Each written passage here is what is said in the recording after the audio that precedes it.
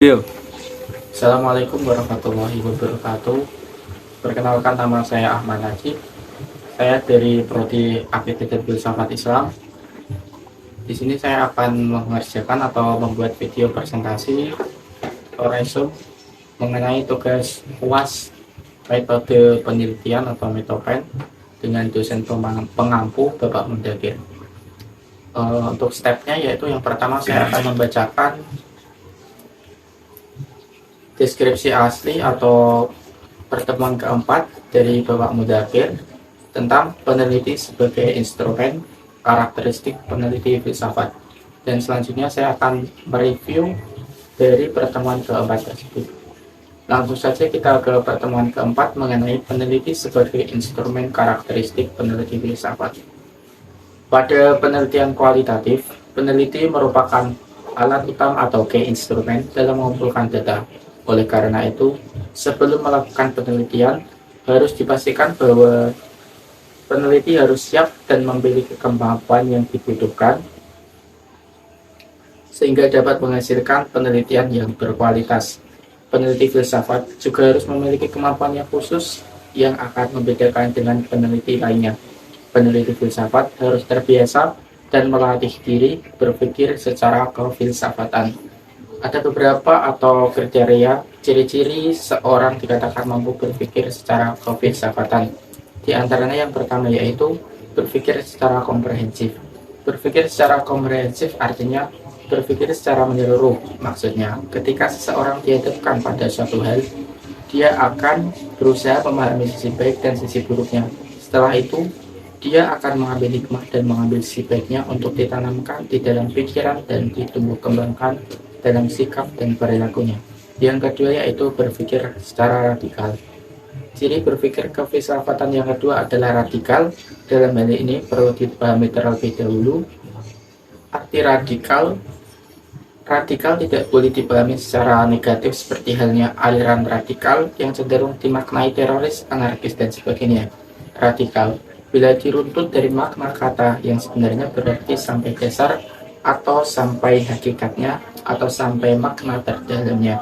Gampangnya, dalam bahasa gaul kita, lihat isinya, jangan cuma lihat covernya. Yang ketiga yaitu universal. Berpikir secara universal berarti berpikir secara lebih luas atau lebih umum. Misalnya ketika Usman berdiskusi terkait proses terjadinya hujan di forum yang terdiri dari berbagai orang dari berbagai agama, meskipun ia secara pribadi meyakini bahwa semua terjadi atas kehendak Allah atau kun fayakun, tapi dia tidak bisa egois dan memaksakan diri untuk menjelaskan proses hujan dengan dalil-dalil Al-Quran yang jelas tidak akan diterima oleh orang lain yang punya keyakinan berbeda. Ia harus bisa berpikir lebih luas dengan memberikan penjelasan yang bisa diterima oleh semua orang, yaitu menjelaskan proses terjadinya hujan secara ilmiah. Dengan berpikir secara universal, Usman akan bersikap terbuka dan tidak egois. Yang keempat yaitu sistematik. Berpikir secara sistematik maksudnya berpikir secara teratur, tertata, dan tidak asal-asalan. Misalnya ketika berpikir tentang mata kuliah filsafat ilmu, dipahami dulu pelan-pelan apa itu filsafat ilmu, lalu lanjut memahami filsafat ilmu. Orang yang terbiasa berpikir secara sistematis akan bersikap telaten dan tidak suka gampang atau menyepelekan sesuatu sehingga terhindar dari kesalahpahaman atau gagal paham terhadap orang atau suatu hal. Yang kelima yaitu berpikir secara kritis, merupakan tahap lanjut dari berpikir secara komprehensif dan radikal. Berpikir kritis tidak berarti selalu mengkritik atau menyalahkan orang lain. Berpikir kritis adalah tidak menerima begitu saja atau menelan mentah-mentah segala informasi yang didapatkan. Berpikir kritis lebih mengarah pada sikap cermat dan berhati-hati, bukan selalu mengkritik. Misalnya ketika Paine mendapatkan informasi dari kakak angkatannya perihal dosen filsafat ilmu yang ribet dan banyak aturan, ia tidak akan menerima begitu saja dan mengiyakan informasi tersebut, lalu ikut-ikutan menjelek-jelekan dan menyebarkan informasi tersebut ke teman-temannya. Ia akan terlebih dahulu melakukan cross-check atau memeriksa kembali dari berbagai sumber lain dan mencoba menganalisis semua informasi tersebut secara menyeluruh atau komprehensif, dan radikal atau mendalam. Yang keenam yaitu koheren.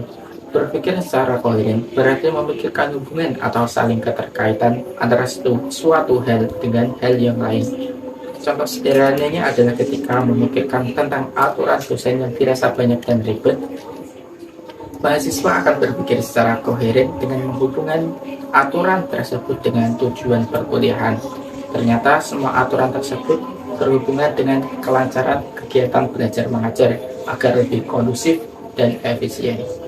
Dengan demikian, mahasiswa tidak akan mudah menyepelekan aturan yang disepakati karena semua aturan tersebut dibuat demi kebaikan bersama.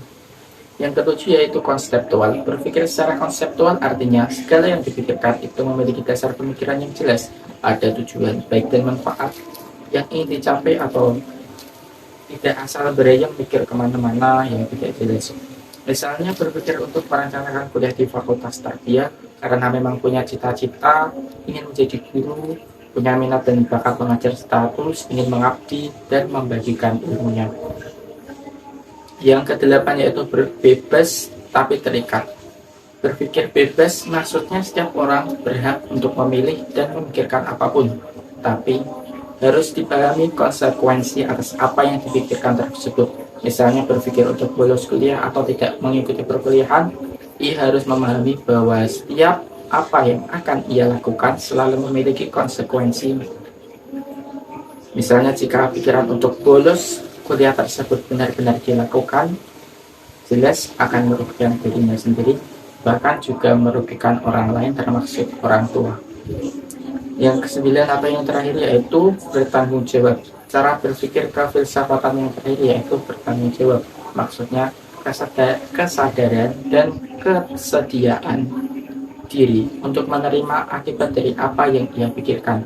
Contohnya, ketika ia memikirkan cara mendapatkan nilai A, yaitu dengan mencontek, dia sadar betul bahwa apabila pikiran tersebut dilaksanakan maka dia bersedia dan siap menerima akibat dari pikiran dan perbuatannya tersebut, yaitu dia tidak akan mendapatkan ilmu dan keberkahan sehingga ilmu yang dipelajarinya tidak akan menjadi ilmu yang bermanfaat.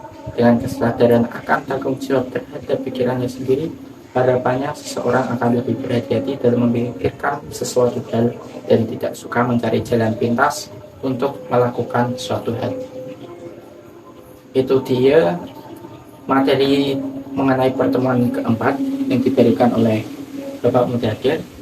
Untuk selanjutnya mengenai review materi dari saya sendiri, yaitu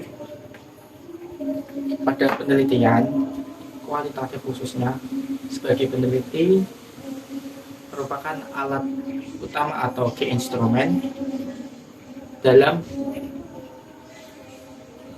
mengumpulkan data. Maka dari itu sebagai peneliti kita harus bisa punya kemampuan yang dibutuhkan agar menghasilkan penelitian yang berkualitas. Jadi pada dasarnya peneliti itu kunci dan peneliti itu harus punya kemampuan yang dibutuhkan agar menghasilkan penelitian yang berkualitas. Dan selanjutnya kita sebagai peneliti filsafat juga harus terbiasa dan membiasakan diri untuk melatih berpikir secara kefilsafatan.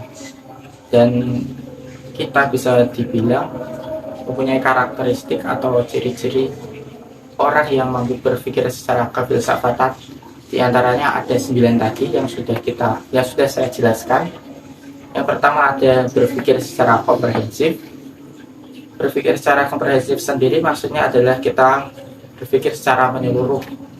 Contoh singkatnya adalah kita memahami sisi baik dan sisi buruk dari suatu hal, dan juga kita bisa mengambil hikmah dari suatu hal tersebut dengan hanya memandang dari satu sisi. Yang kedua yaitu radikal. Untuk radikal sendiri kita garis bawahi bahwasanya kita jangan langsung cenderung mengatakan bahwa radikal itu suatu konotasi yang negatif. Namun berpikir radikal itu maksudnya berpikir yang lebih mendalam. Yang ketiga yaitu universal. Universal itu dimaksudkan berpikir secara luas. Singkatnya, kita berpikir lebih luas dalam menyesuaikan keadaan, seperti contoh yang diberikan tadi, yaitu misal kita ada di suatu forum dan di situ ada berbagai orang dengan agama yang berbeda. Di saat kita ditanya mengenai proses terjadinya hujan, walaupun diri kita sendiri aslinya yang menganut agama Islam, percaya bahwa turunnya hujan merupakan kehendak dari Allah Subhanahu wa Ta'ala, namun kita harus bisa menerangkan atau menjelaskan secara ilmiah proses terjadinya hujan tersebut kepada orang lain yang bukan dari agama Islam. Itu secara singkat kita bisa berpikir secara universal atau luas. Yang keempat yaitu sistematik. Jadi kefilsafatan yang keempat yaitu sistematik. Sistematik yaitu tertata, teratur, atau urut. Contoh gampangnya adalah ketika kita membuat mie instan, pastinya kita harus tertata atau ada urutannya. Tidak mungkin kita membuat mie instan tidak urut. Semisal kita buat mie instan tidak memasak air terlebih dahulu, namun langsung malah memakannya setelah selesai baru kita masak nasi, kan tidak mungkin. Masak air maksudnya saya, kan tidak mungkin. Ya seperti halnya kalau kita bisa berpikir secara sistematik, maka kita tidak akan menyepelekan sesuatu. Karena pasti bila kita menyepelekan sesuatu, kita bisa dibilang tidak berpikir secara sistematik, menurut pendapat saya. Untuk yang kelima yaitu berpikir secara kritis. Berpikir secara kritis yaitu bisa dimaknai secara singkatnya adalah kita tidak menelan mentah-mentah informasi yang kita dapatkan, karena terutama di zaman sekarang ini banyak informasi yang hoax atau informasi palsu. Jadi ketika kita mendapatkan informasi, misal mengenai di contoh dosen yang ribet itu atau dosen yang tidak enak itu, kita kan hanya mendengar itu dari cerita, bukan kita langsung yang mengalaminya. Jadi kita harus menganalisis terlebih dahulu, mencari lagi informasi terkait dosen tersebut, kalau apakah benar dosen tersebut perannya tidak enak atau itu hanya informasi yang diberikan, informasi palsu yang diberikan dari kakak angkatan kita, seperti itu. Yang selanjutnya kita dituntut untuk berpikir secara koheren dalam perfilsafatan. Koheren sendiri yaitu memikirkan hubungan atau saling keterkaitan antara suatu hal dengan hal yang lain. Misalnya pasti di balik suatu hal ada hal yang lain yang terkait.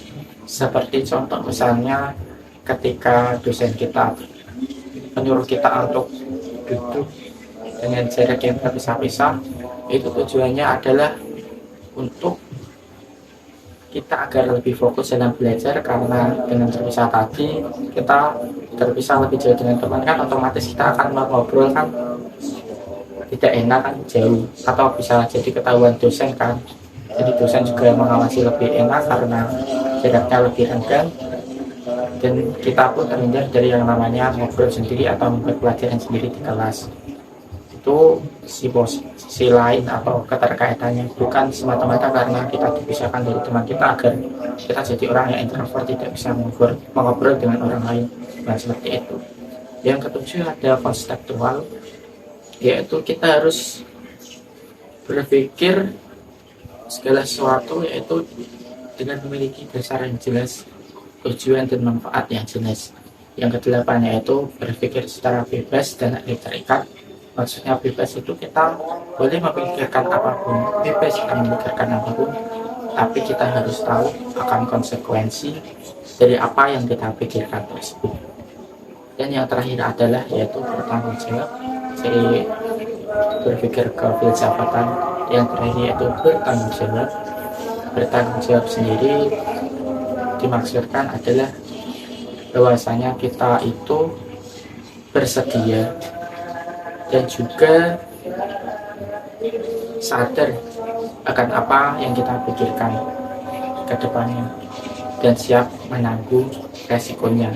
Semisal apabila kita mencontek di saat ujian, kita harus sadar dan sedia bahwasanya kalau kita mencetek bisa jadi ilmu yang kita peroleh menjadi ilmu yang tidak bermanfaat. Mungkin itu saja review materi mengenai pertemuan keempat, yaitu tentang peneliti sebagai instrumen dan karakteristik peneliti filsafat. Saya Ahmad Najib mengucapkan terima kasih pada Allah Subhanahu wa Ta'ala yang memberikan saya kesehatan sampai saat ini untuk melakukan atau membuat tugas video ini, dan untuk kurang lebihnya saya mohon maaf. Terima kasih. Wassalamualaikum warahmatullahi wabarakatuh.